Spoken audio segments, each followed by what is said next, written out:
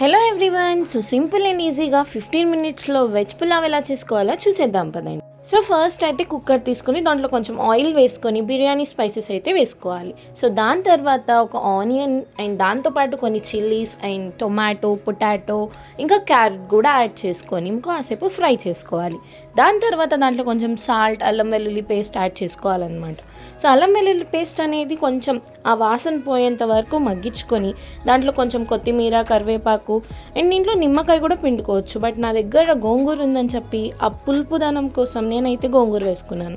So దాని తర్వాత కొంచెం పెరుగు యాడ్ చేసుకొని మసాలాలు వేసుకొని మిక్స్ చేసుకోవడమే. నెక్స్ట్ అయితే వాటర్ యాడ్ చేసుకొని అవి బాయిల్ అయ్యాక మనం ముందుగా పెట్టుకున్న రైస్ని అయితే యాడ్ చేసుకోవాలి. సో కుక్కర్ మూత పెట్టేసి 3 విజిల్స్ అయితే రానివ్వాలి. సో అంతే అండి, మన టేస్టీ వెజ్ పులావ్ అయితే రెడీ అయిపోయింది. దాని తర్వాత రైతా కోసం అయితే నేను సింపుల్గా కొంచెం ఆనియన్స్, చిల్లీ ఫైన్గా చాప్ చేసి కొంచెం కొత్తిమీర యాడ్ చేశాను అంతే. సో ఇంకా పదండి సర్వ్ చేసేసుకుందాం. సో వేడిగా తింటే టేస్ట్ మాత్రం చాలా బాగా కుదిరింది. సో మీరు కూడా మార్నింగ్ టైం లంచ్ బాక్స్లోకి ఇది ట్రై చేయండి, చాలా సింపుల్గా అయిపోయింది. అండ్ మీకు ఎలా అనిపించిందో తప్పకుండా కామెంట్ చేయండి.